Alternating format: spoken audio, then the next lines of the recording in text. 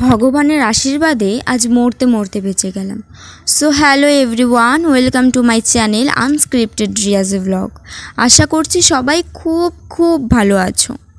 তো আজকে যাচ্ছি আমরা কোচবিহারের রাজবাড়িতে ঘুরতে। প্রথমেই রেডি হয়ে অটোতে ধরে চলে গেলাম বাস স্ট্যান্ডে। একটু অপেক্ষা করতে করতেই দেখি বাস এসে গিয়েছে।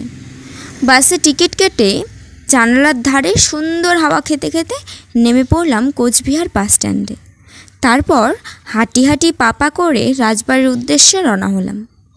আর হ্যাঁ, কেউ যদি এখানকার দোকানগুলো থেকে কিছু নিতে চাও তাহলে নিতে পারো, কম দামে মোটামুটি ভালো জিনিস পাওয়া যায়। রাজবাড়ি ঢুকেই প্রথমে টিকিট কাউন্টার থেকে টিকিট নিয়ে চলে এলাম ভেতরে। এটা আমার ফার্স্ট লং ভিডিও, জানি না কি বলছি বা কী করছি। যদি ভালো লাগে তাহলে প্লিজ সবাই সাবস্ক্রাইব করে দিও আর সব নোটিফিকেশান পেতে বেল আইকনটা অন করে দিও। এই রোদ আর গরমের মধ্যে কিছুই ভালো লাগছিল না। মায়ের কথা না শুনলে যা হয় আর কি। গিয়েছিলাম আমি আর আমার এক বান্ধবী।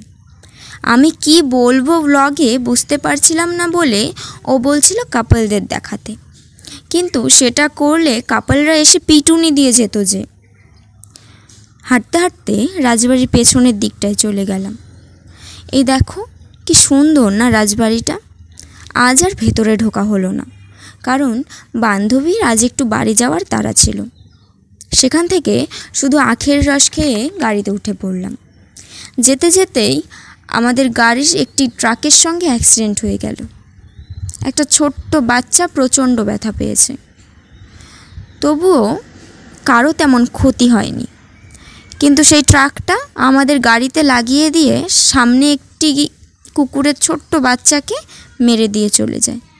বাচ্চাটা অনেকক্ষণ চিৎকার করে, কিন্তু তাকে বাঁচানোর কোনো উপায় ছিল না। আমার সাথে জীবনে প্রথমবার এমন ঘটনা ঘটল। এসবের পর আর ব্লগটা কন্টিনিউ করতে পারিনি। আজকের দিনটা মোটামুটি ভালোই কাটলো, ভয়ে আর আনন্দে। তাহলে চলো দেখা হচ্ছে নেক্সট ব্লগে। আজকের মতো টাটা।